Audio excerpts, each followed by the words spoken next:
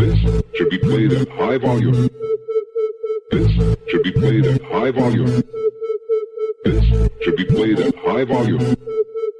Preferably in a residential area. The following thoughts on Hoppe Hour do not represent Cox Media Group or its sponsoring. Anything you hear may and will be used against you. Thank you. Voted as best local podcast in Tampa Bay by the Creative Loafing. You're listening to Hoppe Hour. What up? What's happening? This is Hoppe Hour. I am your host, Ryan Hoppe. And on the phone line, he is the beat writer and the Tampa Bay Lightning contributor for the Hockey Writers.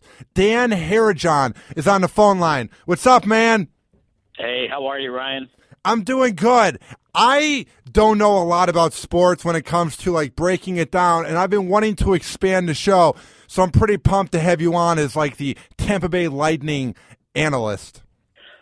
I'm excited to help you learn whatever you need to learn about this great game. Oh, it's like I'm in kindergarten, man.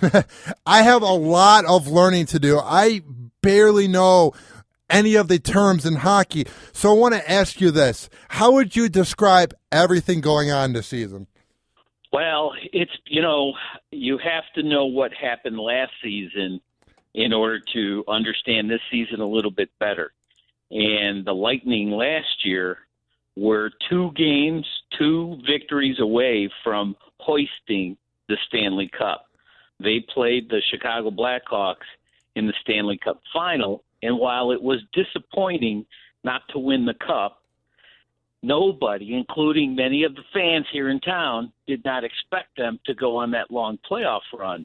So we had a lot of mixed emotions about that playoff run, but it certainly set the table for excitement and hope for this season.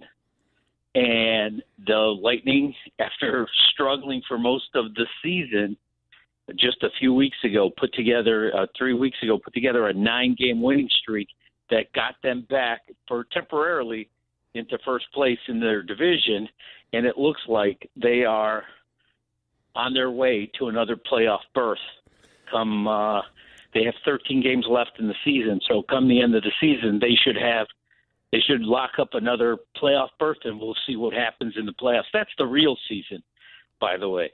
This 82-game marathon of a regular season is just to eliminate the teams that aren't good enough to play in the playoffs.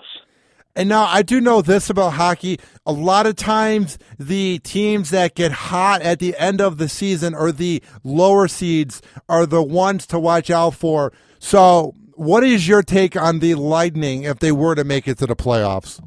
Well, that's a very good point, Ryan. See, you know a little bit more than you let on. I know a little bit, But you're absolutely right. You'd be amazed. In fact, 2 cups ago, the Los Angeles Kings were lucky to make it into the playoffs. They were an 8th seed, and they went on to win the Stanley Cup. If a team gets hot at the right time, that bodes well for a long and deep playoff run. Now, the other part of that equation, too, is goaltending. Because in the Stanley Cup playoffs, the games get a little tighter. The players tend to not want to make a mistake, and therefore the teams rely more on the goaltending. And that bodes well for Tampa, for the Lightning, because they have the guy in net who is the number 1 goalie in the NHL so far this season. That's Ben Bishop. What has Ben Bishop brought to the table this year that's made him so special? Well, yeah, I'll tell you. It's funny that you asked, because I wrote an article about a month ago, because I don't think Ben Bishop gets the recognition from around the league that he deserves. 2 years ago, he was one of the finalists for the Vezina Trophy, which is given out to the best goalie in the league. He was one of 3 goalies chosen as a finalist, and his numbers this year are even better than they were 2 years ago. Last year, in his first ever playoff appearances, he carried his team on his back all the way to the Stanley Cup. And like I said earlier, they were 2 games shy of hoisting that Stanley Cup. which, by the way, for non-hockey fans, that is the hardest trophy in all of sports to win. Even more than the Lombardi in the NFL? Sure. Because an NHL team, in order to win the Stanley Cup, they have to go through 8.5 weeks of playing just about every other night to win. They have to win 4 series in order to be able to carry that cup. In the NFL playoffs, now I'm not taking anything away from the brutality, the physicality of football, but especially if a team gets a bye in the first round in the wild card weekend, they have to win 3 games? Yeah. Is that right? 3 games to get the Lombardi Trophy. I mean, the NHL team that wins the Stanley Cup has to win 16 games out of a potential 28 games in order to win the Stanley Cup. And the games are so close. It's like they play every single second. I feel like people don't give hockey players enough credit. I'm not saying NBA players or baseball players or soccer. Well, I guess soccer players aren't tough, but NFL players aren't tough. But hockey players, I feel like, are never not bruised. I feel like every second of the game is just violent, And it's not only violent because the hits, the physicality of hockey is, and these guys are not 6'5", 300 pounds like they are in football. But if you watch a football game, and I tell this to my friends who are football fans, and they don't know anything about hockey, I let them know, listen, when you're watching a hockey game, keep your eye on the clock, because the clock never stops from the moment they drop the puck. Sure, they might, when there's a goal, they stop the clock. But when they stop the clock in hockey, there's no playing going on. Now, if you look at football, there's a lot of times when they're in the huddle or when the teams are going out on their offensive sets or defensive sets, the clock is running, and there's no action going on. When the clock is running in hockey, there's action going on. And I'll tell the other thing I tell my non-hockey sports fans, I tell them, look at the 4 major sports. In baseball, you'll see an occasional fat guy. Yeah. In football, you see a lot of fat guys. In the NBA, Shaq was overweight as well. Well, and yeah, basketball has less than baseball and football, but you'll see an occasional fat guy. You won't see any fat guys in hockey. These guys are skating at blazing speeds, shooting the pucks at over 100 miles an hour, hitting each other. I don't know if you've ever laced up a pair of skates, but it's not easy. And these guys skate just as fast forward as they do backwards, and they're taking hits from other players who are trying to chop them down with their sticks. I mean, it's the fastest game on earth. What is one play that comes to your head out of all the years of watching hockey? What was the most violent play you've ever seen? Ooh, well, there have been a number of different violent plays, some which were obviously penalties and to suspensions. But the scariest moment I ever saw was about 20 years ago. There was a player with the Washington Capitals who took a skate to his neck, and it cut open, and it just missed his main artery in his neck. But the blood that gushed out, it was a very, very Zednik, I think the guy's name was. But that was probably one of the scariest moments that I ever saw in hockey. Was it a moment where, how do you react to that? Do you get sick? Do you just go in awe? Do you turn the channel? Like, I'm very weak-minded, so I couldn't watch another game for a while. Well, it was tough to watch. I didn't turn it. I may have turned the sound down a little bit, but I kept my eyes glued to it. I just wanted to make sure he was okay, and luckily he was okay. But, just to tell you how tough hockey players are, 2 seasons ago, there was a guy playing for Dallas, Rich Peverly, a former Boston Bruin, and this guy actually had a heart attack on the bench. Apparently he had some arrhythmia or some heart issue, and he literally died on the bench. They revived him. The trainer revived him, luckily, and about 10 minutes later, this guy wants to get back on the ice. That's how tough hockey players are. They're a different breed. They're a different breed of athlete. Yeah, I just can't get into it because of my ADHD. But what I do like about it is it's action over and over. It's like a real-life video game, Like hockey isn't for me, but it could be for me if I had the attention span, Right. Like I said, it's nonstop action from when the clock is moving, the players are playing, and that's I love the speed of the game, just moving, and the fact that these guys are so good. The talent level in the NHL is just it's probably at an all-time high. Now, speaking of talent level, who are some players on the Tampa Bay Lightning this year that have disappointed you heavily, if any? Well, it's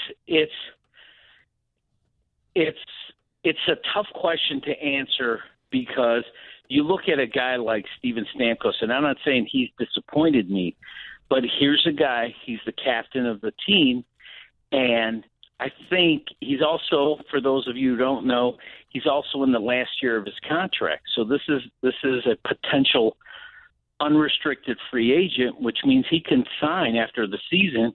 He can sign with any other team, hopefully, and I believe he will stay here in Tampa.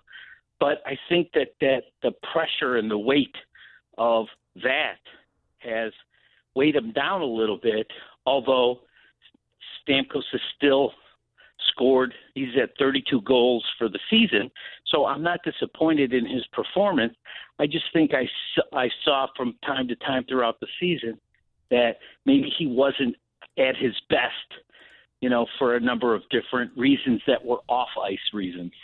How would you describe the era overall? Because he's been here since about 2007, right? It's been a while. Yeah, I think 2008 was the year he was drafted. Yeah, he was drafted first overall, it says here. How would you describe the last 8 years of his time here in Tampa Bay?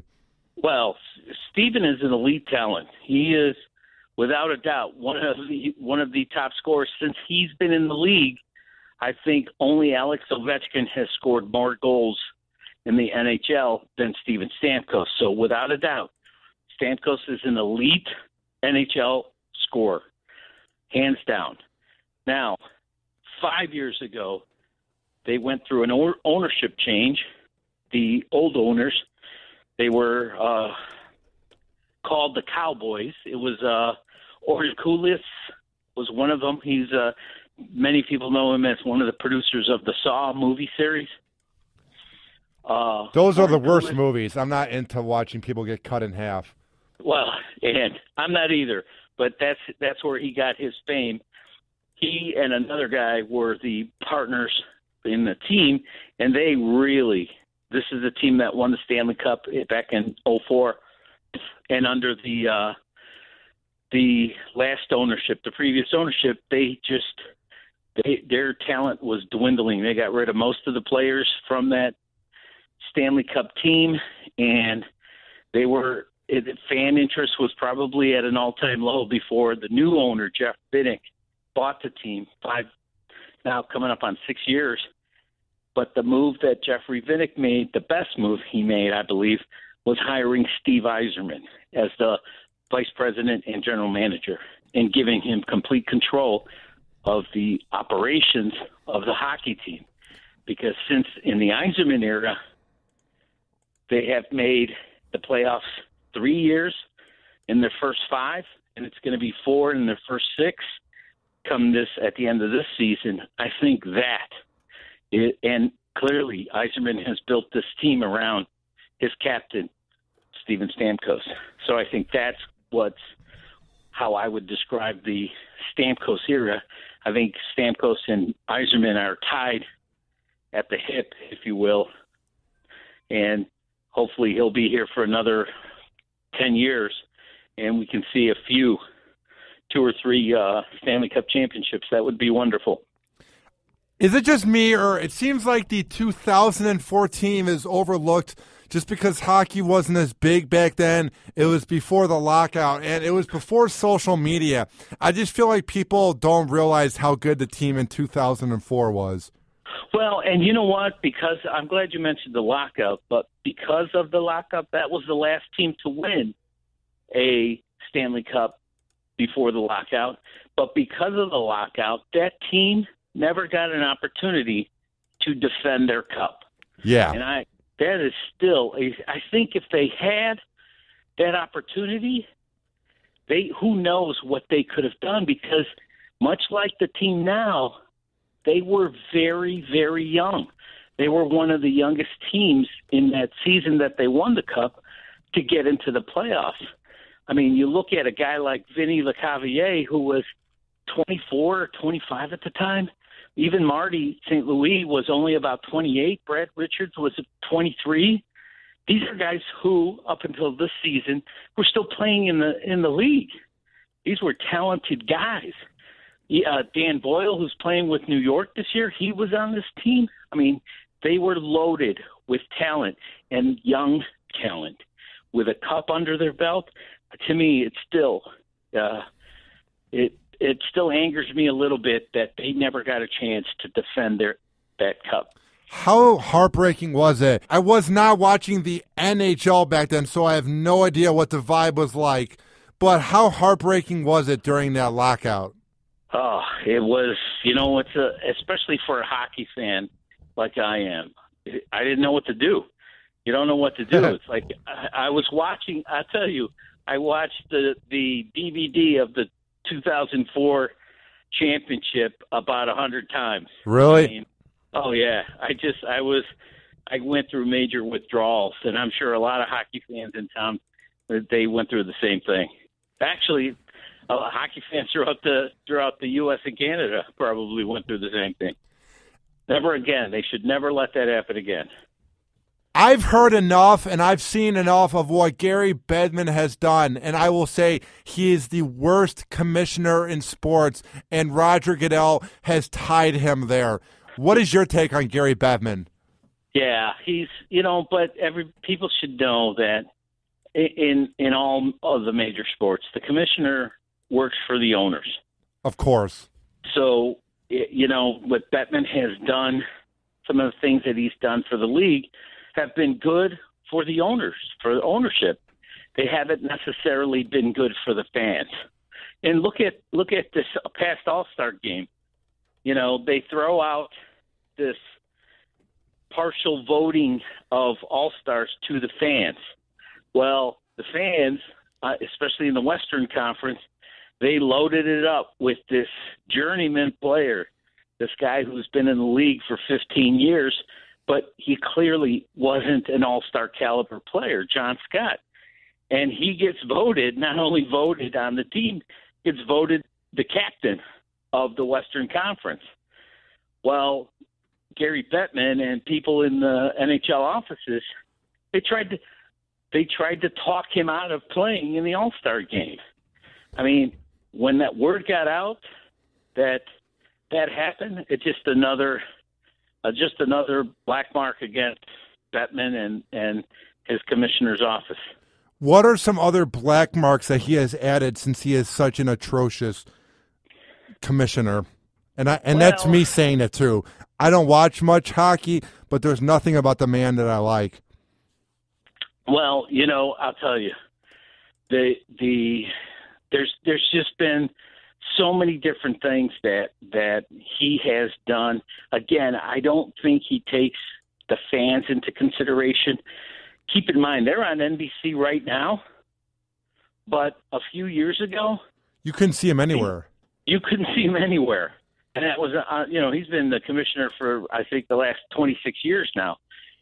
How a major sport can in this country not have a TV contract is beyond me, especially with, the cable and the advent of cable television, how you can be a major sport and not have a television contract. I mean, that's the first one that comes to mind.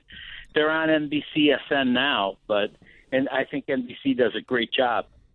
And now, they have their own network, much like the NFL network. They have the NHL network, which does a very good job of analyzing games and highlights and all that. So they're making inroads, but they're far behind a league like the NFL. Now, before I let you go, what's your prediction on the NHL playoffs overall? Well, I'll tell you, I think the Lightning win their division. Nice. Which means that first round they get home ice. Should they win that first round, I think it's going to be, they will have home ice for the first two rounds. Now, the third round, which is the Eastern Conference Finals, I think it's going to be Washington against the Lightning, and I think that's probably going to be a very tough series. And maybe my homerism is showing here, but I think the Lightning are one of the few teams in the league that can beat Washington in a 7-game series. That happens, and the Lightning get back into the Stanley Cup. I think they face either Anaheim or Chicago. I would love to see them face Chicago so they can take their revenge on last year's Stanley Cup final. And now, you are one of the best analysts in the whole Bay Area. So if people want to see more of your work, where can they find you online and where can they see your work? Sure. They can follow me on Twitter at Dan Herrejon, Herrejon. They can read my articles on thehockeywriters.com.